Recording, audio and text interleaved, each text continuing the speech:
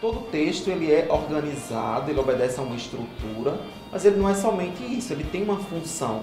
O locutor, quando ele se dirige ao outro, ele vai fazer isso movido por alguma intenção, tá certo? E os gêneros textuais são essas formas, essas peças, né, essas formas que vão organizar os textos, tá certo?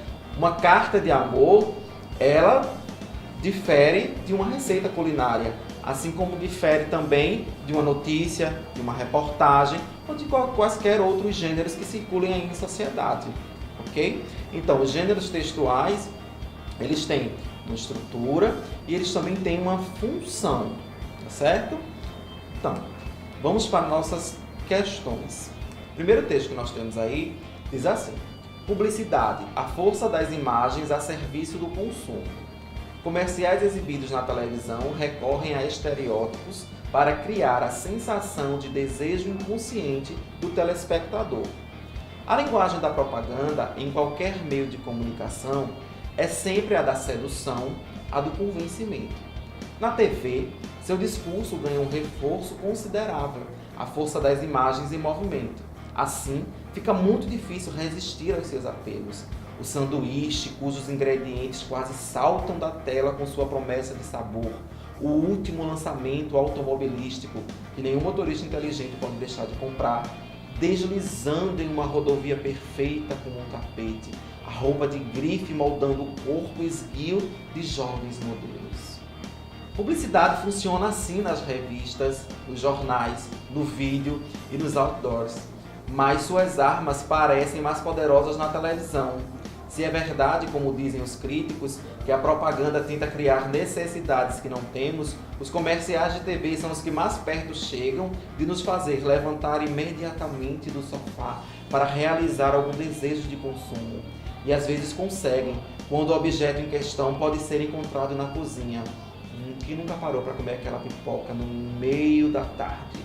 Aprender a ler as peças publicitárias veiculadas pela TV tem a mesma importância na formação de um telespectador crítico que sabe analisar os noticiários e as telenovelas. A questão diz o seguinte: o assunto desse texto é a linguagem da propaganda, a publicidade e o consumo, a veiculação da propaganda, o comercial e a televisão, o valor da peça publicitária.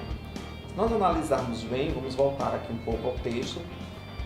Estão destacados alguns trechos aí.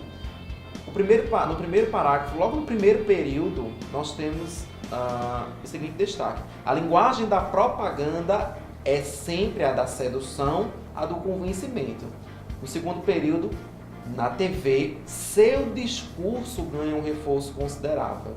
Então, o tempo todo, o autor do texto está se direcionando ao uso da linguagem na propaganda. Lá no último parágrafo, nós temos o seguinte: aprender a ler as peças publicitárias veiculadas pela TV tem a mesma importância na formação de um telespectador crítico que sabe analisar noticiários e as telenovelas. Mais uma vez, ele retoma a questão da linguagem como sendo influenciadora nas nossas decisões, ok? E é isso, na verdade, que o texto publicitário nos traz, né? As peças publicitárias, de modo geral, nos trazem, sempre buscando nos convencer de algo. Então, a alternativa mais adequada seria, o assunto do texto é a linguagem da propaganda. O que é que poderia causar, por exemplo, algum tipo de confusão na hora de marcar a alternativa? Era optar por outra, que seria a publicidade e o consumo, mas aí a gente vê que no texto a preocupação é falar essencialmente sobre a linguagem, né, da propaganda que nos leva ao consumo, e outra alternativa seria a veiculação da propaganda, que também já estaria um pouco distante daquilo que o texto está propondo, que é, na verdade, falar do convencimento que a propaganda nos traz por meio da linguagem, ok? Papai, sabe o que eu descobri? Que o significado das palavras não é uma coisa fixa. Qualquer palavra pode ter qualquer significado.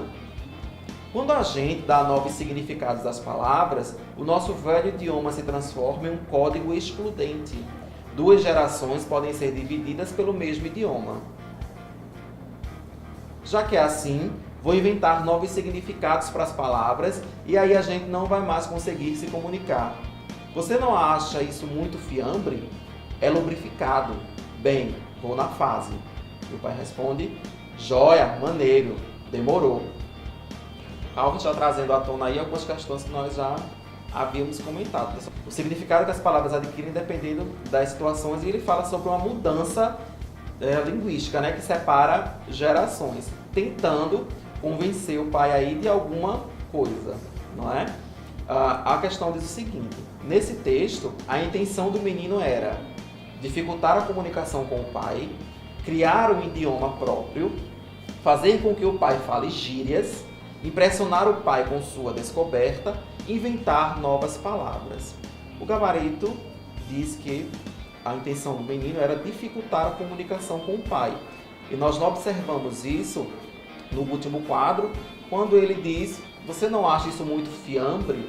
E usa algumas palavras que não são próprias para aquela situação. Não é?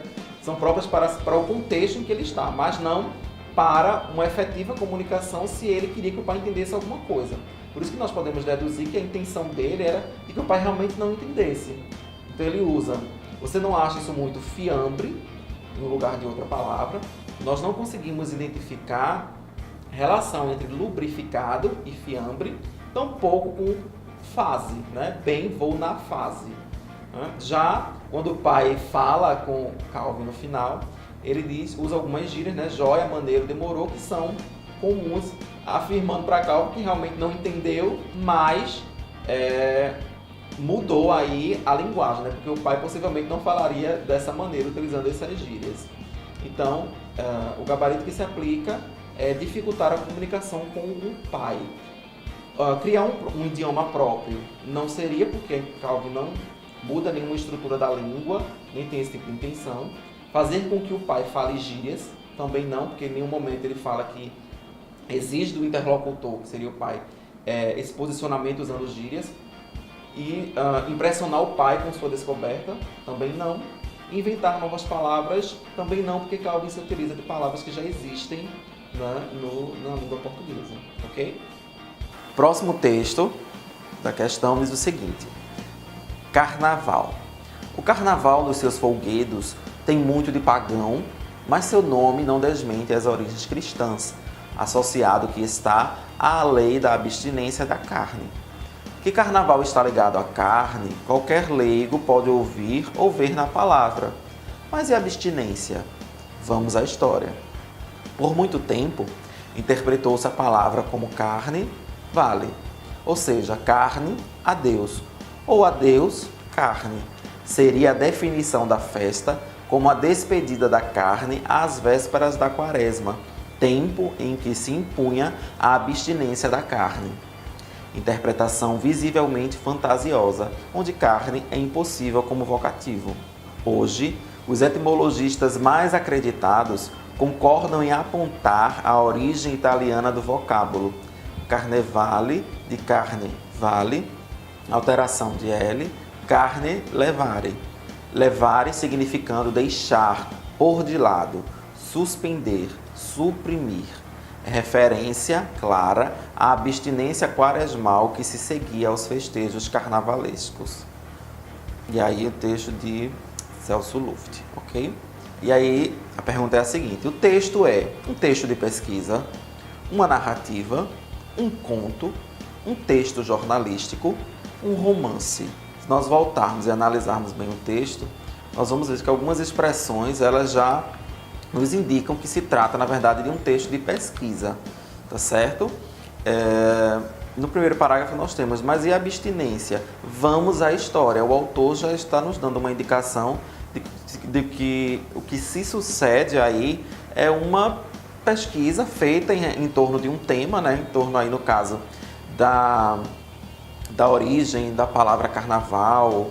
Quando o autor do texto diz, vamos à história, ele já nos dá indícios, né? Já nos dá aí pistas de que o que ele vai propor mais à frente é algo baseado em alguma pesquisa, em alguma fonte ou várias fontes sobre as quais ele se debruçou e nos dará aí algumas informações. Outro trecho que também comprova que se estamos diante de um texto de pesquisa também para reforçar aquilo que ele vem dizendo desde o primeiro parágrafo, ele diz: hoje os etimologistas mais acreditados, então se percebe aí que ele foi buscar também em fontes etimológicas a questão da origem do termo carnaval, né, para poder nos dar aí como leitores outras referências, ok?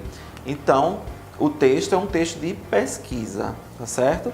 Uma narrativa, a gente não tem aí todos os elementos que possam constituir uma narrativa, né? Clímax, desfecho, personagens, tempo. Nós não temos isso aí com muita relevância.